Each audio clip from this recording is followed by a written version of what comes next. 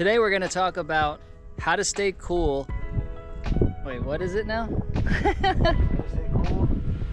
At the track. Okay. Today we're going to talk about how to stay cool at the track in the Texas heat.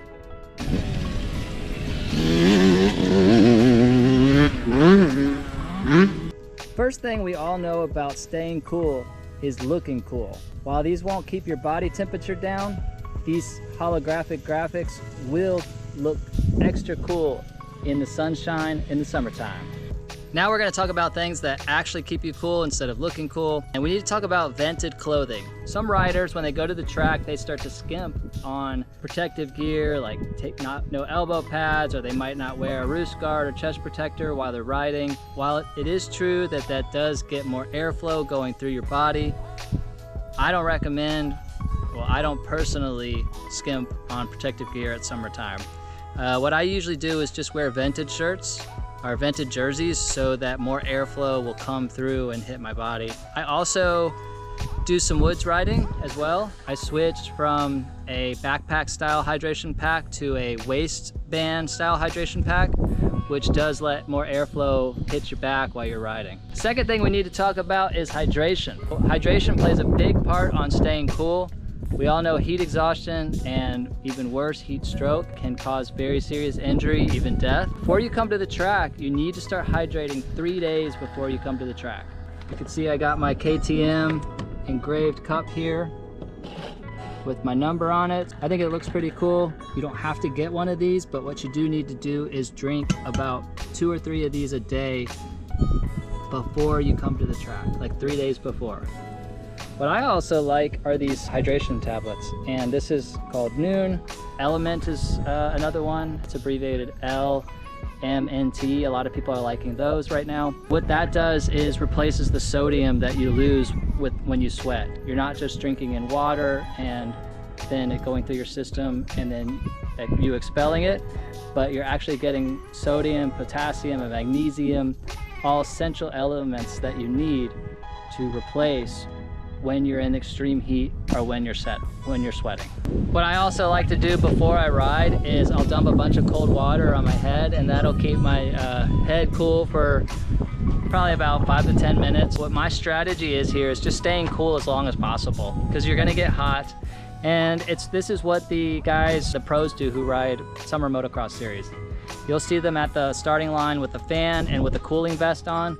Yes, they are just gonna go and get hot, but what they're trying to do is keep that core body temperature down as long as they can until that heartbeat starts raging and their body temperature starts rising. Another thing that I like is this EVS undershirt that I wear.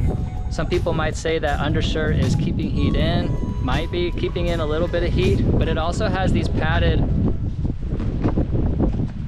things right here on the shoulder that I can pour water over right before I go ride, and that will actually keep me cool for another 10 minutes. So it's all about the little things to help keep you cool for 5 or 10 minutes longer, and then you can enjoy your riding, even in the middle of the 100-degree heat, even till 4 or 5 p.m. on a really hot summer day. You also need to try to acclimate to the heat.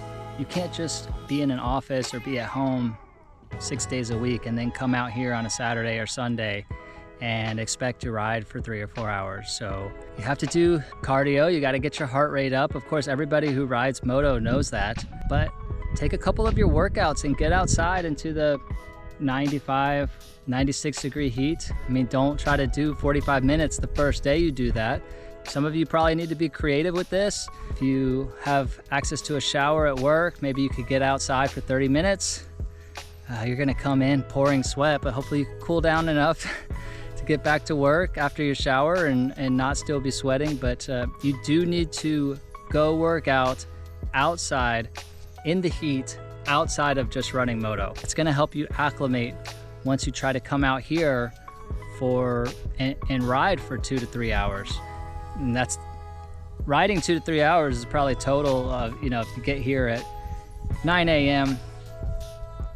and you stay till 4, that's 7 hours, but you're not riding for 7 hours. So you need to acclimate to the heat. Third thing we're gonna talk about is actually staying cool what I do during the summer is I won't ride more than 30-45 minutes at a time. Then I will come back to my car and cool down probably for 45 minutes, sometimes an hour, depending on how I'm feeling, and then I'll go ride again. And that keeps me cool. So let's talk about how actually I do that. First thing you need is a canopy. Some of the places that you're gonna ride, there's not as much shade. So this is a 12x12 that I got from Walmart. Keeps me extra cool. You know, sometimes it gets windy, canopies blow, but this one ties down pretty well.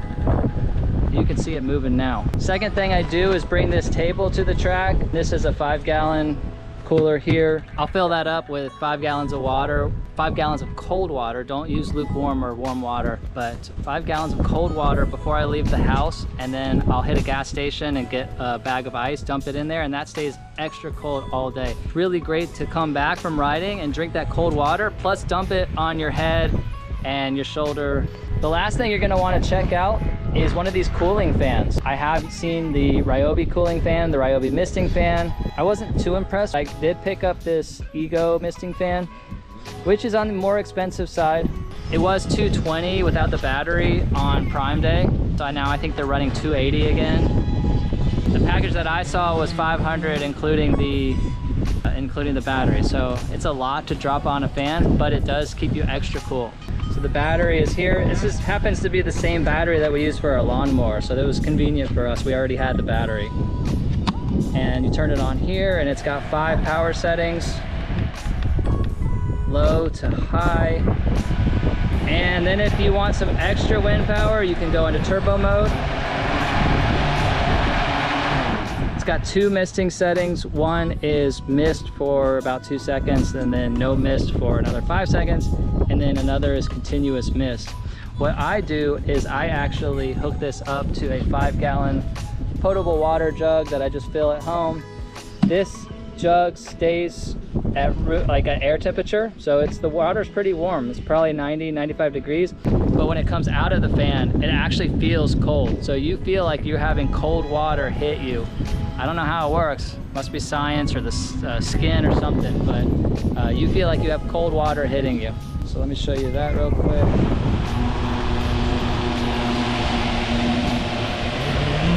I don't know if you can see that on the GoPro, but there is a ton of water coming out. Now that my GoPro is all misty, I'm gonna end this and stay cool in that Texas heat. Go do some moto. Thanks for watching, and if you have any other suggestions on how to beat the Texas heat while riding moto, drop them down in the comments, and maybe we'll make a part 2 in a little bit if we get enough comments and suggestions other than the ones I gave you on how to beat the heat here in a hot Texas summer.